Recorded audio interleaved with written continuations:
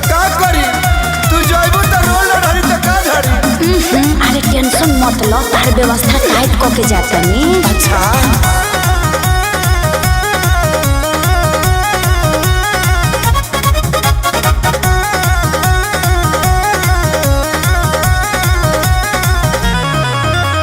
लगन में हो जाए शादी चली जाए वो हम ससुराल। अरे सुनत हो लगन में हो जाए शादी चली जाए वो हम ससुराल। अच्छा है फोन नंबर ल सहेली के अब ये करे से करी हो प्यार।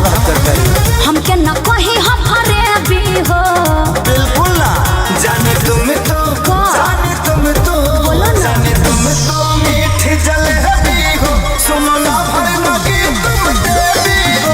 जाने तुम तो मीठी जलेबी हो। सुनो ना भरना की तुम देवी हो। सही में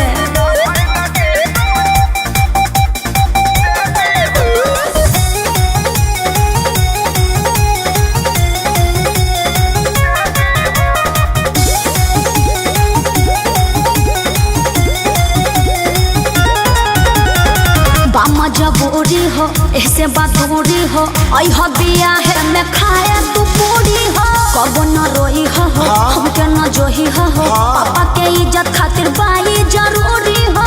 अरे तनी फीलिंग के फील कर रोई ना भाई त सुना का दुआरा पजाई। ठीक बा तहरा शादी के मिठाई डरली मन भरे हम खाई। जाता नी गिफ्ट देके है भी हो।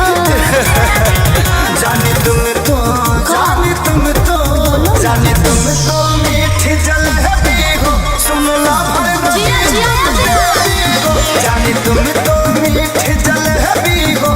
सुन ला भरना की तुम देवी हो। वो कैसे हो तो जब अपना सहेली का नंबर दे देवे तो हमरे नया चीज बेटा जाए ना। आई लव यू जाने आई लव यू।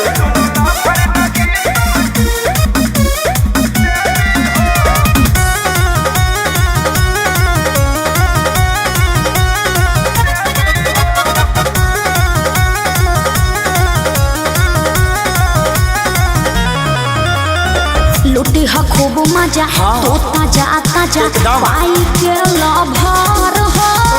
ए हो खेसारी अब की बारी पियबे से करब हम सवार हो। बाबू अपना ख्याल रखियो। हाँ हो रातों रात सोनू के याबे हम खुश खबरी सुनाई। अच्छा बारू तू के तना तानी बतिया रे से बताई। अरे रखी ह ध्यान हमर बेबी हो। एकदम जाने तुम तो जाने तुम तो जाने तुम तो मीठी जलेबी हो। सुनो ना भरना की तुम देवी हो। जाने तुम तो मीठी जलेबी हो। सुनो ना भरना की तुम देवी हो। कुछ भी बोलते हो है ना। जाने तुम तो मीठी जलेबी हो। सुनो ना भरना की तुम देवी हो।